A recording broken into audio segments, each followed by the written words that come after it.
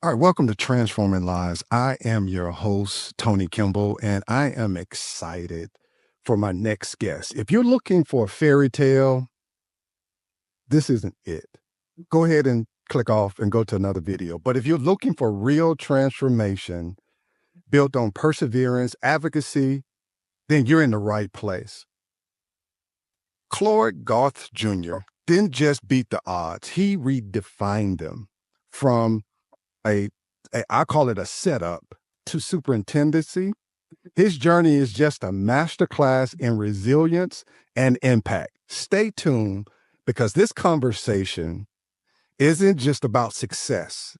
It's about breaking barriers to change lives. Let's go. Transforming lives. Inspiring stories from educators worldwide. Impact happening worldwide.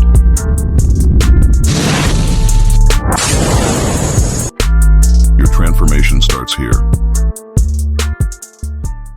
Hey, do me a favor right now. Go ahead and hit the subscribe button to Transforming Lives podcast because you're about to encounter a conversation that I think is worth your ears, your eyes, and sharing with another person. So please be my guest and share that with one of your educational buddies or just someone in general. Share it with them. Now, my next guest, he's the superintendent of Hazelhurst School District, and I'm excited about this conversation that we're about to encounter. Go ahead and give, comment. Let me know. Let me see your comments as I bring on my next guest. I'm going to bring you on in, sir. Welcome, Mr. Superintendent. Tony, great to be with you. It's great to be with you on this evening, man. How you doing? I'm good. I'm good. Like I said, man, I'm excited about, I say it every time. I'm excited about everybody. It's just, I'm just encountering some dynamic people on this podcast, and you fall right in line with that. Most appreciative. Let me say, you are doing an awesome work. Thank you for spotlighting what we do. There's not a lot of people who know truly what the trenches look like. So I appreciate what you're doing for us. Continue to keep up the good work, brother, because you're doing an amazing job. Thank you so much for that encouragement. Using my first question is, how is the weather? We're real close. In fact, yeah, we're close. So let's talk about this Mississippi weather. It's crazy today. Like everybody, I was on a cohort today. They were like, I'm sure it's sunny. I'm sure it's wonderful in Mississippi. I'm like, no, it's raining everywhere right now. So that's not what we want, but hey, we roll with it anyway. Well, that's it. It hadn't rained in a while. I can't remember. So I don't know. I haven't looked at the weather to determine what's going to happen next, but it's Mississippi. So it's Mississippi. So I want to kind of jump straight into it, with our questions. When we talk about, careers of educators, when we talk about transformation, I want to kind of find out, can you share like a pivotal moment in your career that led you to pursue leadership role in education? I'm ready to hear about this one. Like what was the pivotal moment? So great question. I began as a coach. And I was in one of the greatest schools in the Jackson public school system, Wingfield High School, under a wonderful leader in Dr. Robert Mack. And he is someone who allowed me to be me, right? I can't speak enough about how great the man is, because I was probably a nut at that point in my life, but he saw the gifts in me. He saw what I could do, and he allowed me to truly be myself. So from that perspective, it was like, okay, you're coaching baseball, you're coaching basketball, you're helping with volleyball, you're doing some great things, right? So then it says, okay, if you can do this for 150 kids in the classroom, if you can do this for 80 kids on a field, what does it look like if you can do it for a whole school? And so my mind began to say, okay, I like the impact. There was some stories we had at Winfield that I said, okay, I can do this and make a real difference. Because I never wanted to be a principal. I never wanted to be a superintendent. I just wanted to help kids. Okay. So I'm gonna touch on that first part. Yeah, Dr. Mack. Yeah, he is. Let's gotta first get that one out of the way. Definitely the gentleman that is impacting people's lives. He's impacted mine as well. So the last statement of saying you didn't want to be a principal or superintendent. No, man, listen, I'll be perfectly honest with you. I think everything that I haven't wanted to be in life, God said, hey, you're going to do just that. Because I told God I wasn't going to be a preacher either. And here I am. And so my whole life has been about service and about leadership. But I've never been about the spotlight. I've never been about saying I need to be the it guy. I see a need. I'm really good at solving problems and offering solutions. And so when I see kids that look like me, when I see individuals that have not won at a level that they feel like they're the best version of themselves, I say, that's what I want to hear. And so that's how I really got into the leadership role. Well, that's good. That's good. And that's a good foundation to have of finding those that, look like you and those that are looking for that transformation. So let's kind of move, in your experience, what are some key steps to transforming a struggling school? And, how can we, those that are listening, how can we change the national narrative about education in Mississippi? I know I gave you a 2-part question. We can knock out the first one. What are the key steps to transforming a struggling school? Leadership, man. At the end of the day, strong leadership matters. That's just point blank, period. But leadership from the perspective of how do you empower people, right? Yeah. I'll give you a story. Man, when I first became a principal, I walk into the building in my hometown. That's the principal of the high school. And I walk into the building and someone says, hey, Mr. Garth, can I take this piece of paper off the wall? This is one of the smartest ladies I've ever met in my life. She's brilliant educator. And she says to me, can I take this paper off the wall? I'm looking like, yeah. And so I realized they had been put into a box. They had leadership that was so tight on them. It didn't allow them any type of expression. I was a first year principal. I was young, but I realized, okay, empower people. Empower people in the little things. I'm not going to ever tell you that you can do with a copy machine, what you can do with a piece of paper. How can you use your abilities to get the best out of yourself so that you can get the best out of our scholars? And so I began to look at how to cultivate teachers into leaders. I'm glad to say, and I'm proud to say, that out of the time I was a high school principal, 4 of my teachers became principals or assistant principals, and 3 of them became district level leaders. So it was never about one man show. It was about, hey, we collectively, we're the best that you'll ever see. How can I get the best out of you, and what do you need from me to support you? And that's it, of making it to change the viewpoint. It's important for leaders, and leadership definitely has an impact on a school. So thank you for sharing that. I guess I was all into the conversation, and I kind of missed some of these comments right here. This gentleman right here, Mr. Kofi Caldwell, I've known him. We went to church together in North Carolina. He's a tech guru. I was on the phone with him a little earlier. Dr. Smalls II talks about I can relate. At some point that he could relate, and also he talks about facts. Following what God wants us to do requires us to lay down what we want to do to take on what he has assigned us to do. He is one that I interviewed early on, and definitely I appreciate you sharing that right there.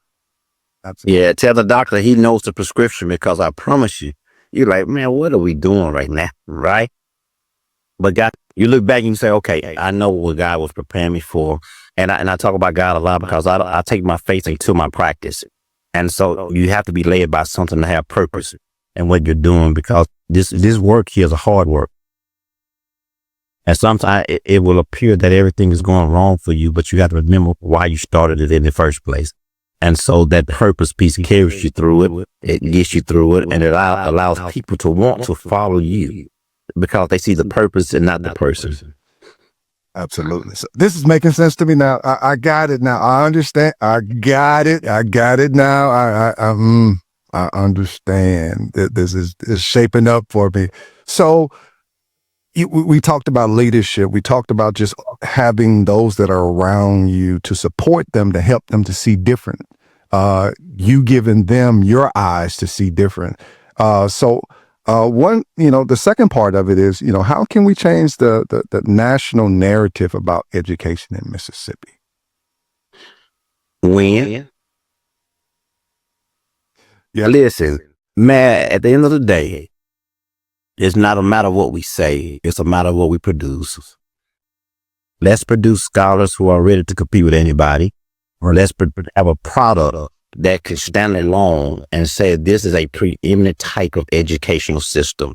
This is not about test scores. This is about a product in the form of a person that we have cultivated, that we have sharpened, that we have poured into, and now this weapon of mass destruction is ready to take on the world.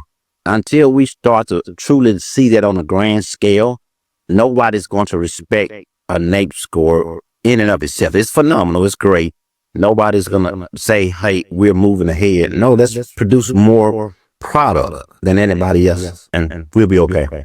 Absolutely. And that's where it is. And that's where you do win. That's win. Yeah, that's awesome. It's simple. It's not, get complicated. When you make it complicated, then it's hard for others to grab it and take a hold of it and run with it. So yeah, absolutely. Yes. Brother Tone, I tell people on my team now, there are 1,000 ways to lose. There's only one way to win. Winning has a formula. Winning leaves behind a trail that you can follow. And so when we're talking about winning, take those best practices. Look at what winners do, because they all have the same foundational pieces. They're going to dress it up a little different, but at the end of the day, winning looks the same. Yeah, absolutely. I agree with you wholeheartedly. Yeah, yes. So when we're talking about purpose, so we hear the word purpose, but I want to kind of dive in and ask you this question. Have you ever faced a challenge that reshaped your purpose as an educator or leader? Man, that's a great question. I would say yes, with a caveat to it. I was fired as the high school principal of my hometown after we had moved the school over 200 points in 3 years. If anybody knows about the Mississippi Accountability Score, we went from low 500s to 712 in 3 years. Yeah. One of the fastest growing schools in the state of Mississippi. And I'm just going to put it out there because that's who I am as an educator. It was a case of being too young, too black, too soon. And so I wanted to be the superintendent, and we had a conservatorship at the time, and the conservator did not agree with my vision for my future. And so he disrupted that and tried to eliminate me before I even got started in the game. And so it was one of those issues when you think we are in the trenches together and we're fighting together, and this is for the students and this is for a betterment, and then a racial undertone rears its head. And so you have to ask yourself, when you haven't been used to getting knocked down, how do you get up? How do you come back? How do you look people in the face that you made promises to that you can't fulfill, and it was not of your own doing? And so for me, the hardest thing to watch was my kids, my students we've been walking this thing together, because, I'm going into the 4th year as a principal. So my cohort is about to graduate. Those babies grew as I was growing, right? And how dare you take this away from me simply because I wanted to better myself in my own hometown's community? And I had to look at that thing like, okay, what are you going to do? But I'll say this, and I'll say it this way to any young educator for this reason: do the work anyway, right? And remain in your purpose, because when you do the work, people are watching you. when I was terminated from that position, and I like to call it, I was fired up, right? Because I ended up with a higher position after I was fired. But I got a phone call, and I won't call his name, but one of my mentors to this day now, he said, "What's going on?" I didn't even know him on a personal level prior to this. He became my mentor after my termination because he says, "What's going on?" I said, "What do you mean?" He said, "We've been watching you for 3 years. People around this state were invested in my future, and I didn't even know about it because of the work that we were doing at the high school that I was principal at." So I'm saying the purpose was the same, and it took a hit because you have to think some ugly thoughts about people, and you got to decide which side of the fence you want to be on from that point on. But when you do the work and people respect the work, God will keep your purpose and change your platform. And so I had to be okay with my platform being changed from this location to 3 hours down the road so I can help another group of kids who look like me, who need the help as well. Oh, okay. Now hold up. It was a lot in that. Oh, God, now I'll try to work my way backwards now. Okay. Now, people, I think how you said people and platform changing that we got to talk about that because for educators, I don't care what level you are or what position that you are, you're going to face some type of adversity. And it's how you respond to the adversity is how you view the lane that you go or the direction that you go. I think that sounds a little better. So hold up. We got to talk about this. It's bad. Mr. Bad. It's so how you know why you got it to what you're doing now. You're doing a phenomenal job with it. And somebody's going to hate on it. That's the reality of it. Right. How do you say, I'm still going to continue my why, even when things are looking bad for me? Woo. Okay. So, all right. So I got to reposition my seat here. This type of conversation, you got to lean back. All right. You got to lean back and have this type of conversation because when life hits you, you got to be able to, again, I know that the statement, we look to the hills, which come with our help comes from the Lord. We have to establish ourselves to something that's stronger than us. If not, That's it. you can go kind of haywire and not understand or have an understanding or even get an explanation on the why in some cases. And sometimes you may not even get an answer to the why because this system has some nuances that are not meant for certain people. It's just a fact. We don't want to sugarcoat it. We don't want to act like it doesn't exist because there are some systemic issues in the system. However, you can be better than the system. You have to think better than the system, but it requires you to have a purpose and people around you who say, man, we're going to catch you. We're going to support you. We're going to walk this thing out with you until you're able to stand up on your own again. I think that's what, as an educator, we do sometimes. We put ourselves in isolation and we're doing the work so hard that we forget, man, we need people. We need people on this journey because this thing is bigger than us. Yeah. And that's a unique thing that's happening with talking to leaders across the United States. Although I haven't covered all states yet, but it's just common themes that are showing up, although it may be worded differently, it's still the same thought. It's still the same. It's still some of the same approaches. It's still some of the same mindsets. I guess it goes back to, you're not reinventing the wheel, right? No, the state that's, maybe 4 hours away is not, they don't have a square wheel. That's right. That's right, bro. That's it. Yeah. That's good. Oh, so your car's going to run the same way my car runs if we use these wheels. Now, how are we going to use these wheels? Yeah. And that's important. So, oh man, I don't know if I want to ask the second part. Yeah, but it's still, so how do we change our approach? So we've talked about, maybe you come in, you got a wall that's there, or you have a misfortune that's there, or something that you did not expect. How do we change the way we approach our mission? I'm gonna say, the question is your mission, but I'm gonna say our, because you just got me all in this too. Yeah. No, we're together, brother. We're walking this thing together from what you're doing. This matters together. And this is what I tell people. You have to reframe why you are doing this. There are some parts of this journey, and I like to think about it as a 4x100 relay race. Man, your job is not to win it. It's just simply not to lose it.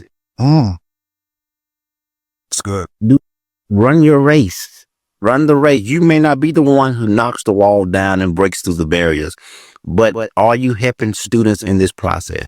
When you finish your leg of this race, did you put the race in a better position than when you entered it? And that's what you have to focus on, because, change, man, it ebbs and flows, and change takes a long time. So you may not be the generation that breaks all the way through the wall, but did you run that lap the best you could? Did you run your leg the best you could? Are you able to say, man, I gave it everything I had, and now I'm handing this baton to you, and now it's your turn to run? So for me, my mother was an educator. My father was an educator. And so I saw what they went through. I'm a lot like my parents, encouraged, but I'm different in the fact that I have a little more accessibility. The next generation behind me should have even more than me. And so how do we just build upon what we're doing? Ooh, that's good. The analogy, and that's the coach coming out. Ooh, yeah. I gotta fold my arms. It doesn't mean I'm resisting. You gotta pause a moment right there, because it's a perspective that you just don't lose the race. Take care of what you need to do to ensure you get the baton to the next leg. That's it. Just don't lose it, man. You may win it, but you may not be the one to win it. Just don't lose it. Oh, that's good. That's good. We got a couple comments right here. At some point, it was simple, profound at the same time. We got setback. Setback is a setup for a comeback. Absolutely. Yes, sir. We believe it. We believe it. Absolutely. So when we're looking at this whole idea of passing the baton, from your perspective, what is one aspect of educational leadership that is often either misunderstood or overlooked?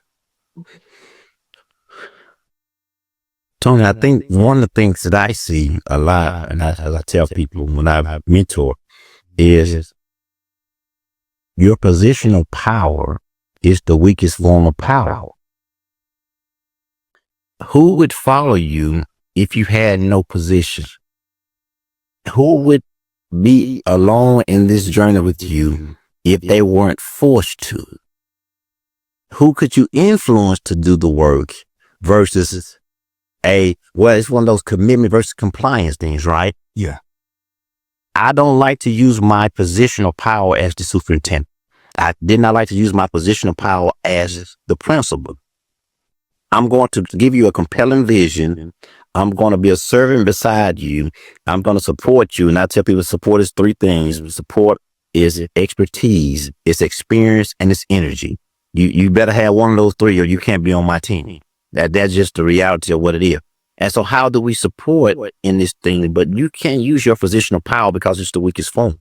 Don't come in here talking about who you are and what you've done. You've done nothing. You have to prove what you're going to do for people, and you have to empower through people. And so until you do that, and that only happens, man, when people trust you and you've served with them and worn with them, because then you earn the right to use that positional power. But until then, that is not going to get you past the finish line. That's good. That's the lowest level of, when you're trying to just take the position. When you talk about leadership, John Maxwell comes to mind when I hear those statements that, And that's the unique thing about, and I'm thinking a lot of times you want to interview the person, you don't try to, bring yourself into the conversation, but I'm sorry, it's making me think like some things that have happened in the past, it was something that built something in me to understand that it is beyond a position, right? If you have the title, That's right. the title doesn't necessarily have the position, it's the influence that. There you go. And yeah, that's important. That's solid, right? That's solid. You got to have, let me go back to them. You got to have, you said the energy, expertise, and the experience. Yeah. And I need you to have one of those three. You better, if you get really good, you can have 3 or 3. But until then, you better bring that energy for every day for me. You expertise is there, and then over time we get you that experience that you need. But that's how we support it. Yeah, that's good, and it helps. It helps those that are around that are supporting to understand. What do I need? Because sometimes they ask, yes. What do I need? What do I need? And that's clear. It's not muddy. It's just like, it's clear. Okay, I need to have one of the. I got to have one of the 3, and let's build on the rest. So that's good. Absolutely. So even for, I'm sure there are emerging leaders that are tuning in right now. What is the most valuable advice you offer about leading transformation, in, I'm going to say education, but if you want to kind of niche down and say just school district, however you want to answer that question, sir, you have the liberty to do so. What I'll say to that, 2 parts if I may. You have to have a framework of thought for how you're going to approach attacking this issue that we call underperforming places, right? I believe that who you hire is the most important thing you can do as a leader. So you have to have a framework of saying, how do I hire you? Tony, we've said in interviews, man, and people, they laugh in my district. They say, Mr. Garth, you just sit there, just. I'm not listening for what you're saying. I'm listening for what you're not saying. Because I'm going to hit you with something in just a moment, because I only have 3 criteria for mine. We have this long sheets. I only have 3 things. I keep it real simple. I look at knowledge, skill, and attitude. And so I'm going to beat up your knowledge, your skill, and your attitude. But I have a priority listing. Attitude first for me. Knowledge second, and then skill. We develop. But for me, I'm going to see, what's your attitude? So I asked the open-ended question. What's the last book you read? It had nothing to do with what they're. I just want to start picking at it. I want to see how you handle stress. I want to see how you handle pressure. I want to see, are you willing to be vulnerable and say, I don't know? Because my KSA system, when you flip it upside down and say ASK, if you don't know, just ask. And I try to create an environment that is so much that you don't feel uncomfortable asking, right? That's how you have to transform places. People are in a confident position saying, man, I'm not afraid. Like right now, we're having a great conversation. I'm not afraid to be wrong. I'm not afraid to disagree. Because it's a safe place for us to do this. And once you have that piece on the puzzle, you can start to build. But to all the leaders, I would say, get you a mentor. Get a mentor. We get caught up in the small stuff. Yeah. And that's what gets us most. It's not the big things that get us. It's the small thing. You missed the deadline. You don't know how to fill the paperwork out. You didn't know this meeting was going to happen. Get a mentor who's been there before to keep you out of those traps. This is good, because sometimes we focus on the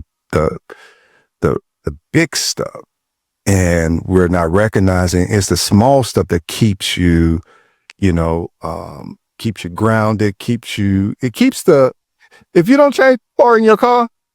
Come on. Okay, I put those rims look in that motor. You're in trouble. And when you were talking about the things, when you were talking about the interview, I remember being in an interview, and I had a gentleman that was, I was listening to the questions that the other person was giving, but the actual superintendent was just like you were talking about. He was just kind of looking at me, and I'm like, okay, am I not answering the questions right? And it was a question concerning, coming to the school at that particular time. And I was like, you know what? When I heard the question, I was like, I got to be honest with them. I can't leave the group of students that I have because I got them to a point where they believe. So I got to be there with them through the test.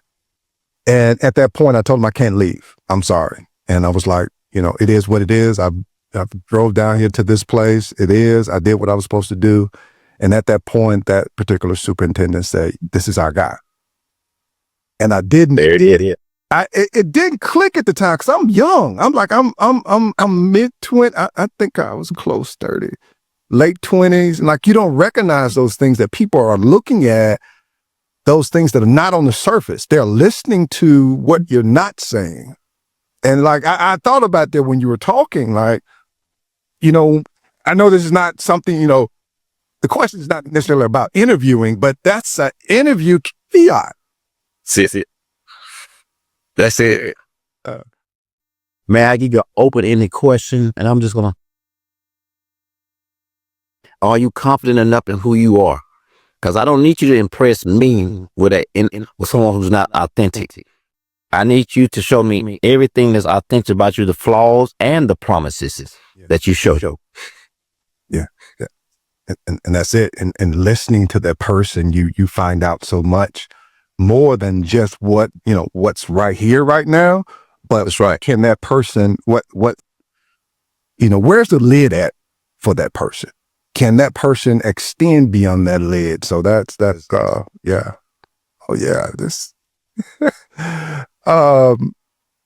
that was powerful. Now, and I gotta tag that one because I gotta cut that one up. That's good. So,